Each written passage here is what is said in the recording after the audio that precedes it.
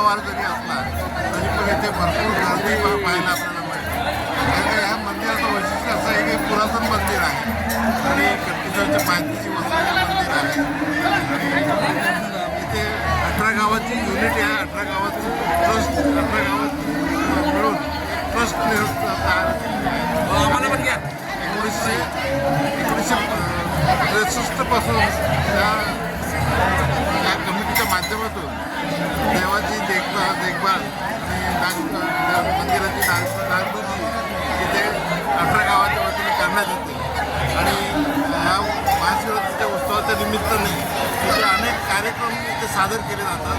भजन सकाळपासून सकाळी 6 वाजल्यापासून भजन कीर्तन इथे चालू आहे आणि संध्याकाळी 6 वाजेपर्यंत दीपारती, दीपपूजन, आरती आणि अगदी आनंदाने साजरा केला जातो.